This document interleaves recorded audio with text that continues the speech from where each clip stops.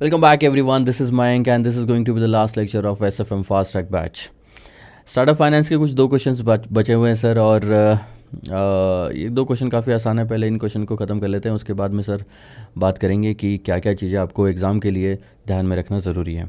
आइए सर, पहला क्वेश्चन है आपका ये स्टडी मटेरियल का, इंस्टीट्यूट के स्टडी मटेरियल का. थोड़ा सा इनकम्प्लीट सा क्वेश्चन था, इंस्टीट्यूट का आंसर भी थोड़ा सा अजीब था, तो एक हाथ करेक्शन आएगा इसमें.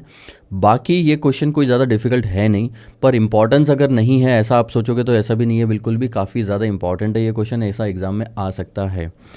X is a small software company that is providing a niche data control and testing services. Software company है, डेटा कंट्रोल कैसे करना, टेस्टिंग कैसे करना, ये सब सर्विसेज वो प्रोवाइड करती है. उसके पास में 60 एम्प्लॉयज़ है अभी एज ऑफ नाउ. कितने? 60 एम्प्लॉयज़ है. और and some study contracts which generates an EBITDA of 100 lakhs per year, earning before interest, depreciation, tax and amortisation. A venture capitalist जो है convinces the managing director of the company to sell off the majority stake to him. एक venture capitalist है जिसका काम ही होता है companies में investment करना. वो मैनेजिंग डायरेक्टर को कन्विंस कर लेता है, मना लेता है कि इस कंपनी का मेजॉरिटी स्टॉक आप उसे बेच दे, जो कि उसने वैल्यू किया है एट अ प्रीमियम ऑफ 100% पर share over the book value plus one time goodwill पे ऑफ रुपीज़ 50 lakhs. तो जो भी बुक वैल्यू होगी एग्जैक्टली उतना ही आप और प्रीमियम ऐड करके दे रहे हो उसको, और इसके ऊपर 50 लाख रुपए वन टाइम गुडविल भी आप उसको दे रहे हो वन टाइम की. Using an income based valuation approach. ये इनकम बेस्ड क्या होता है सर? अर्निंग्स कैपिटलाइजेशन मेथड, और कुछ नहीं है. Thus the total consideration comes out to 250 lakhs. तो ये आता है 250 lakhs. अब आपको रिवर्स कैलकुलेशन करके ये समझ में आ जाएगा कि ये होगा 200 lakhs और x की वैल्यू होगी 100.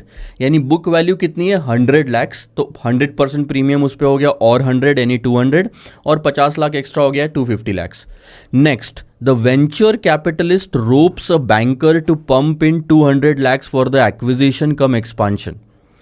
वेंचर कैपिटल के पास में भी कोई 250 lakhs रुपए थे नहीं, उसने एक बैंकर से मदद ली और बैंकर को कन्विंस किया कि भैया 200 लाख का आप लोन दे दो मुझे. एक्विजिशन कम एक्सपांशन प्लान है ये, कि हम इसको एक्वायर करके एक्सपैंड करना चाहते हैं, इसलिए 200 लाख की ज़रूरत है. As well as to do the brand marketing, thereby making the company a visible player in the market. The gap of 50 lakh is his contribution as promoters equity towards securities premium. Simple सी बात है, ये 250 लाख रुपए में company अगर खरीदनी है तो 200 लाख रुपए का आप लोन लोगे और 50 लाख रुपए आप अपना पर्सनल डालोगे कैपिटल, इक्विटी शेयर. ठीक है.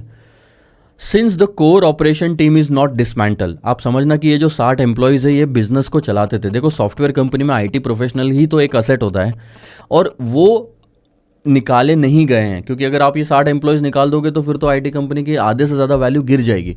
तो डिसमेंटल नहीं किया गया, यानी कि कंपनी की जो वैल्यू, ऑपरेशन स्ट्रक्चर और जो आगे की कमाई है वो वैसे की वैसी रहेगी. In fact the company easily achieves a 20% average growth in each of the next 3 years.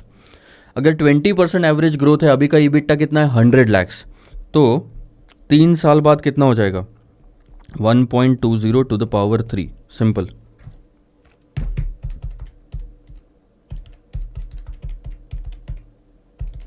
तो ये आ जाता है 172.8 lakhs. ठीक है, आगे देखना.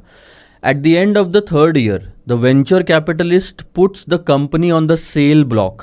अब तीसरे साल के अंदर में वेंचर कैपिटलिस्ट को बिजनेस से ज़्यादा लेना देना नहीं होता है. अच्छा बिजनेस देखो, बढ़िया चलाओ, 2-3 साल तक अच्छे लेवल पे लेके जाओ, बेच दो.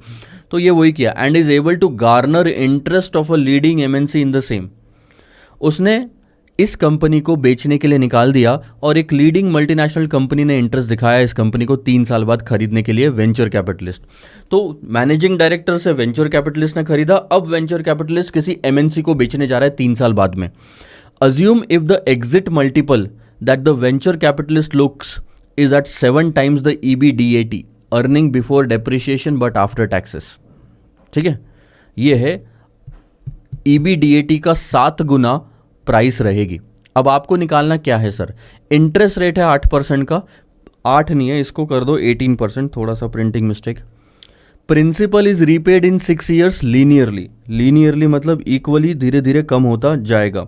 यानी अगर 200 लाख का लोन है, 6 साल में डिवाइड करोगे तो 33.33 lakhs हर साल कम होता जाएगा. और हम तो 3 साल बाद ही बेच रहे हैं, तो नोटिस करना 6 साल में 200 का लोन तो 3 साल में 100 का लोन, 3 साल के एंड में आप 100 लाख पे कर चुके होंगे 33.33 करके 3 साल तक, और 100 लाख अभी भी डेट बाकी है आपके लोन का। इसके बाद में टैक्स रेट है 30%। Calculate the entity value of the company. Simple सी बात है, पहले तो ले लेते हैं सर ये इबिट्टा 172.80, उसमें से माइनस करेंगे इंटरेस्ट। इंटरेस्ट माइनस करोगे तो ध्यान देना अब क्या होगा, क्योंकि आप लीनियरली पेमेंट कर रहे हो। मैं यहाँ पे दिखाता हूँ, यहाँ बस कैलकुलेशन में करेक्शन है। पहले साल का जो ओपनिंग था वो था यहाँ पे 200, उसमें से 33.33 माइनस करोगे तो आएगा 166.67, फिर आएगा 133.34 और फिर आएगा 100। ठीक है, ये बैलेंस है। और इंटरेस्ट जो दिया जाता है साल भर आपने कितना पैसा इस्तेमाल करा उस पे दिया जाता है, ना कि क्लोजिंग पे। बस यही एक गलती हुई है आंसर निकालने में। तो देखना 200 पे 18% लगाओगे तो यहाँ 36 लाख का इंटरेस्ट आएगा, यहाँ 30 लाख का आएगा, यहाँ 24 लाख का आएगा। ठीक है, अपन को तीसरे साल से मतलब है कि 24 लाख का इंटरेस्ट लेना है। अब तीसरे साल में इन्होंने देखो क्या गड़बड़ करी है, इंटरेस्ट जब निकाला ना तो 0 पॉइंट पे ही 36 लाख का ले लिया, जबकि ये एक एक आगे सरकना चाहिए था, तो ये 18 नहीं आएगा। ठीक है, अब मैं थोड़ा सा करेक्शन करता हूँ। सबसे पहले तो इबिट्टा लेता हूँ 172.80, 172.80 होना चाहिए ना, 20% एवरेज ग्रोथ 172.80। देखो यहाँ पे ये भी करेक्शन आएगा 172.80, उसमें से 24 का माइनस होगा, क्या कहते हैं, इंटरेस्ट। इसके बाद 148.80 हमारा क्या रहेगा, EBDTA, टैक्स माइनस करोगे उसमें से वो आएगा 44.64, टैक्स माइनस करने के बाद की फिगर है 104.16। ठीक है, उसको 7 गुना मल्टीप्लाई करोगे, ये आ गया EBDAT, उसको 7 गुना से मल्टीप्लाई करोगे तो ये आ गया सर आपका वैल्यू 729.12। पर ध्यान देना ये है वैल्यू इक्विटी और डेट दोनों की, क्योंकि अभी भी लोन का 100 लाख बाकी है जो रीपे करना है। अगर आप ये 100 लाख अलग निकाल लेते हो तो इक्विटी जो बेची जानी है वो है 629.12। तो MNC ने इतना पे करना चाहिए आपको, क्योंकि आपकी इक्विटी है। उसके बाद इस कंपनी में 100 का और लोन रहेगा, तो MNC को एक्चुअल में देखा जाए तो इक्विटी के लिए 629.12 पे करना है और लोन के लिए 100 पे करना है। कहानी ख़त्म। ये देखो यहाँ पे 100 माइनस हुआ, इक्विटी के लिए पे किया, debt principal assume to be repayable in linearly in 6 years. ये ऐसा है, तो ये आंसर थोड़ा करेक्ट है। बाकी आपको कोई लेन देन नहीं, इतना सारा कैलकुलेशन करने की ज़रूरत नहीं है जो इन्होंने 1 साल 2 साल 3 साल किया है। इंस्टीट्यूट का आंसर है, इन्होंने हाइपोथेटिकल बताया है।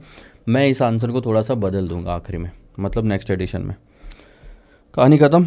ये वाला क्वेश्चन देखो अब, काफ़ी इंटरेस्टिंग। TMC एक वेंचर कैपिटल फाइनेंसर है। इसका भी काम क्या होता है कि कंपनीज में इन्वेस्टमेंट करना। उसके पास में एक प्रपोजल आया है फॉर फाइनेंसिंग कि भैया हमारी कंपनी में इन्वेस्टमेंट करो, और उस इन्वेस्टमेंट की जो कीमत है वो है 45 करोड़। अब देखना कहानी क्या बोलती है। आज अगर आप 45 करोड़ इन्वेस्ट करोगे तो 6 साल बाद में अगर प्रोजेक्ट सक्सेसफुल हुआ तो 600 करोड़ मिलेंगे, नहीं तो कुछ भी नहीं मिलेगा। आप सोच रहे हो 1 2 3 4 5 6, आज आप 45 जाएंगे और सीधा 600 मिलेंगे 6 साल बाद, वो भी अगर प्रोजेक्ट सक्सेसफुल हुआ तो। 2 ही चीज़ें होगी, या तो प्रोजेक्ट सक्सेसफुल होगा या तो फेल होगा। तो प्रोबेबिलिटी आपके यहाँ पे काम आएगी। ठीक है सर, सक्सेसफुल होने की और फेल होने की। अच्छा, however it may be possible that the project में fail at any time during the 6 years, यानी कि 6 सालों में कभी भी प्रोजेक्ट फेल हो सकता है। ठीक है, आपको क्या दिया हुआ है देखो, फॉलोइंग टेबल प्रोवाइड्स की प्रोबेबिलिटी क्या होगी अगर प्रोजेक्ट फेल होता है तो, year, probability of failure and so on. अब ध्यान देना, पहले साल में ही प्रोजेक्ट फेल हो जाएगा उसके चांसेस 28% है। तो क्या मैं बोल सकता हूं कि पहले साल प्रोजेक्ट सर्वाइव कर जाएगा, उसके चांसेस 72% है। 2 ही तो चांसेस है, या तो सक्सेसफुल होगा या तो फेल होगा। सर्वाइव कर जाएगा यानी कि सक्सेसफुल होगा, उसके चांसेस कितने, 72%, जो बैलेंस बचा है। अब थोड़ा ध्यान देना, दूसरे साल में प्रोजेक्ट फेल होगा इसके चांसेस 25% है। इसका मतलब ये होता है कि पहले साल में प्रोजेक्ट सरवाइव कर गया, तभी दूसरे साल में फेल होने के चांसेस है। ठीक है, क्योंकि दूसरे साल तक प्रोजेक्ट को पहले पहुंचना पड़ेगा, तब तो जाके वो फेल होगा। और अगर दूसरे साल में फेल हो रहा है, इसका ऑटोमेटिकली मतलब है कि पहले साल में फेल नहीं हुआ, सक्सेसफुल हुआ था। तो दूसरे साल में भी सक्सेसफुल होने के चांसेस कितने? 75, ये 78, ये 82, ये 82 और ये 90%। अब आप मुझे एक चीज़ बताओ, मैं सिंपल सी चीज़ पूछता हूँ आपसे, 6 साल आप जिंदा रहोगे, इसकी प्रोबेबिलिटी कैसे निकाली? क्या आप 6 साल जिंदा रह सकते हो? हाँ। लेकिन क्या आप हर साल 6 साल मर सकते हो? नहीं। इंसान एक ही बार मरता है, लेकिन 6 साल में हर साल जी सकता है। समझ रहे हो? प्रोजेक्ट भी हर साल फेल नहीं हो सकता, एक ही बार फेल होगा, पर सरवाइव वो हर साल कर सकता है। आई बात समझ में? तो आपको एक प्रोबेबिलिटी निकालनी है कि प्रोजेक्ट 6 साल सरवाइव कर जाएगा, इसके चांसेस कितने हैं। इसको कहते हैं सर जॉइंट प्रोबेबिलिटी। पहले साल सरवाइव करेगा उसके 72% चांसेस है, दूसरे साल सरवाइव करेगा उसके 75% चांसेस है। लेकिन ये जो 75 है, ये सिर्फ दूसरे साल में सरवाइव करने के चांसेस है। तो आपको निकालना होगा कि दोनों साल सरवाइव करे, इसके चांसेस कितने? ये प्रोबेबिलिटी मल्टीप्लाइड बाय ये प्रोबेबिलिटी। सारी प्रोबेबिलिटीज को मल्टीप्लाई करोगे तो आपका एक आंसर आ जाएगा कि 6 साल प्रोजेक्ट सरवाइव किया, इसके चांसेस कितने हैं। चलो मैं मल्टीप्लाई करके दिखाता हूं। 0.72 इंटू 0.75 इंटू 0.78, 0.82 इंटू 0.82 इंटू 0.90, सो 2.255, यानी कि आप बोलो 0.255।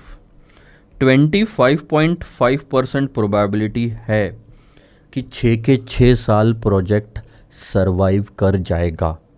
अब आप यही बोलोगे कि फेल्यूर की भी प्रोबेबिलिटी निकालो, तो वो बहुत ही बेवकूफ़ी वाली बात होगी।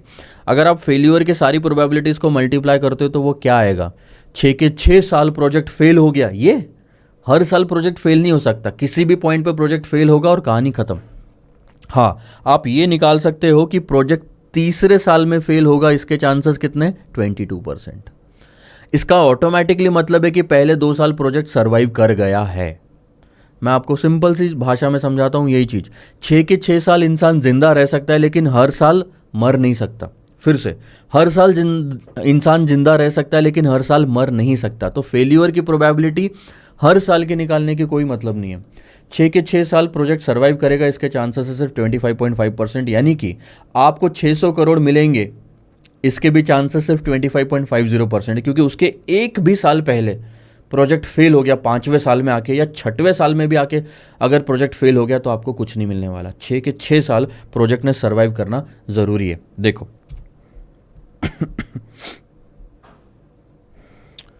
यहाँ पे भी वही चीज़ लिखी हुई है कि अगर दूसरे साल में फेल हो रहा है, इसका मतलब पहले साल सर्वाइव कर गया है। आगे, TMC is considering an equity investment in the project. Beta जो है इस प्रोजेक्ट का 7 है। आपने अभी तक कोई भी क्वेश्चन देखा है 7 बीटा का? क्योंकि रिस्क बहुत ज़्यादा होता है तो बीटा भी बहुत ज़्यादा होता है। आप सोचो ना, 45 करोड़ आज डालो और 6 साल तक इंतज़ार करना पड़ेगा। उसके पहले तक धक धक होती रहेगी आपकी 6th ईयर तक कि प्रोजेक्ट कहीं फेल ना हो जाए।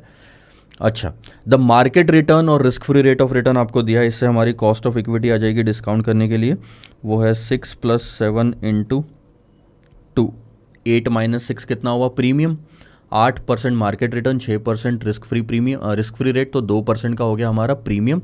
7 से मल्टीप्लाई करा, 7 × 2 + 6, तो कॉस्ट ऑफ इक्विटी आती है 20%। ठीक है, अब क्वेश्चन क्या पूछ रहा है? You are required to compute the expected net present value of the venture capital project and advise the TMC.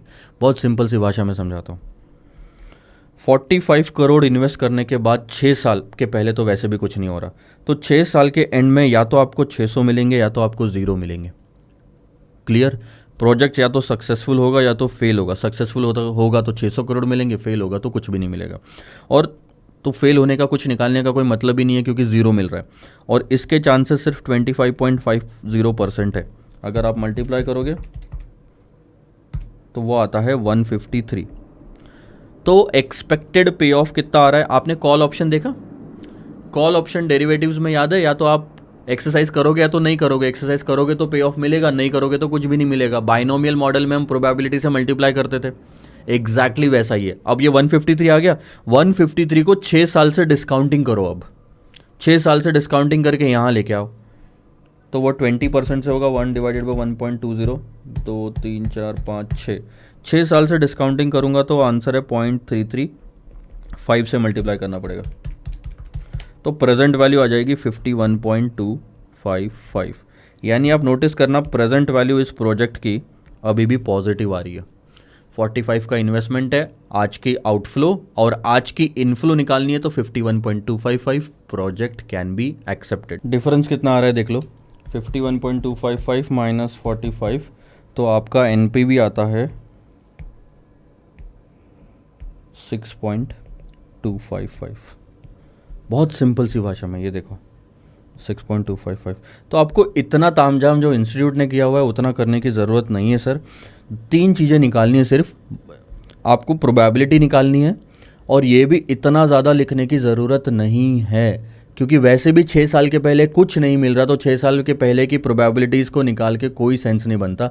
Simple एक ही चीज़ निकाल सकते हो कि हर साल प्रोजेक्ट सर्वाइव होगा, उसकी प्रोबेबिलिटी कितनी, जॉइंट प्रोबेबिलिटी निकाली, उसके बाद कॉस्ट ऑफ इक्विटी निकाली, और उसके बाद सिंपल सा कैलकुलेशन दिखाओ इस तरह का, NPV is equal to present value of cash inflow minus present value of cash outflow.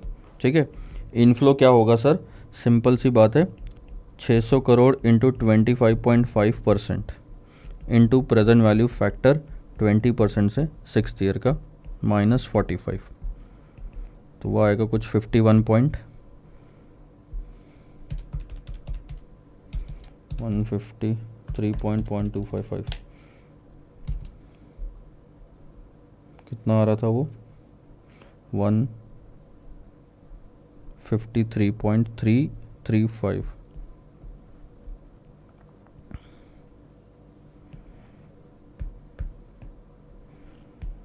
$153.335 minus 45,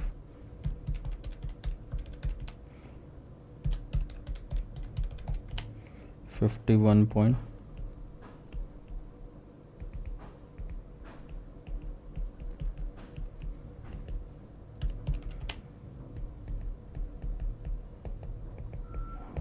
चीज़ों को जितना सिंपल रखोगे ना, उतना ज़्यादा सामने वाले को भी समझ में आएगा और जल्दी मार्क्स मिलेंगे। आपको लगता होगा कि बहुत ज़्यादा अगर हम कंटेंट लिखेंगे तो ज़्यादा मार्क्स मिलेंगे, नहीं सर। आप उसको जितना टाइम लगाओगे, उसके लिए ना पेपर चेक करना है सामने वाले को, आप थोड़ा सा ध्यान दो, पेपर चेक करना है, और वो बिल्कुल भी इंटरेस्टेड नहीं है कि टाइम वेस्ट करने में, क्योंकि आप जितना टाइम उसका खाओगे उतना उसका एक पेपर और कम चेक होगा, उसको कम पैसे मिलेंगे। पेपर चेक करने के हिसाब से उसको पैसे मिलेंगे, क्वांटिटी के हिसाब से। तो आप सिंपल सी भाषा में कंप्लीट आंसर लिखो, और हर बार कोशिश ज़रूर करना कि फाइनल आंसर को इस तरह से एटलीस्ट हाईलाइट कर दो, एक बॉक्स डाल दो। सबसे बढ़िया चीज़ होती है एक बॉक्स डाल देना। हर जगह देखो, मैंने भी कंपाइलर में मेन आंसर को हाईलाइट किया है, क्योंकि क्या हुआ मैं बताता हूँ क्यों। और ये मैंने आपके लिए तो किया ही, मैंने खुद के लिए भी किया, क्योंकि फास्ट ट्रैक बैच में आपने नोटिस करा होगा, क्वेश्चन सॉल्व करने के बाद मैं सिर्फ फाइनल आंसर चेक करता था, गोल करता था और आपको बताता था देखो मैच कर रहा है। फिर पहले की स्टेप देखने की ज़रूरत ही नहीं पड़ती, क्योंकि अगर फाइनल आंसर आपका बिना देखे बिना जो आया और वो जो वहाँ पे दिया है अगर मैच कर रहा है, तो पहले की स्टेप्स कुछ भी दी हो, आपका अप्रोच वगैरह सब कुछ ठीक था। ये चीज़ का आपको बहुत ध्यान रखना है। तो सबसे पहला पॉइंट जो आपको ध्यान रखना है वो क्या हो गया सर,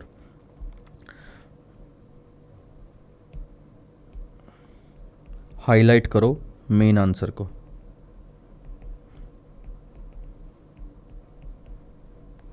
दूसरा, सबसे पहले एग्जाम में सॉल्व करो इजी क्वेश्चंस। इजी क्वेश्चंस, या फिर आप बोलो जिस पे आपको कॉन्फिडेंस बहुत ज़्यादा है, ठीक है,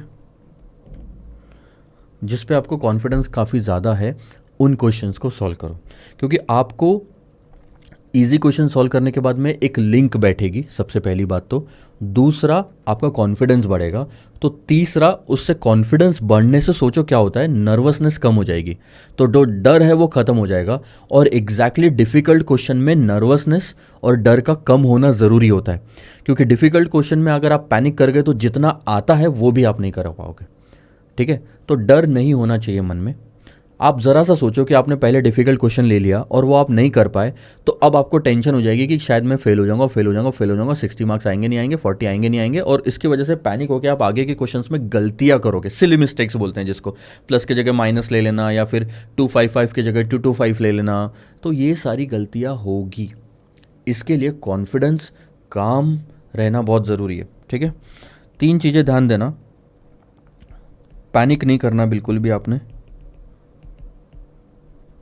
स्ट्रेस नहीं लेना आपने बिल्कुल भी, और आपने काम रहना है। ये बहुत ही अंडररेटेड फीचर्स है सर, जो लोग ध्यान नहीं देते।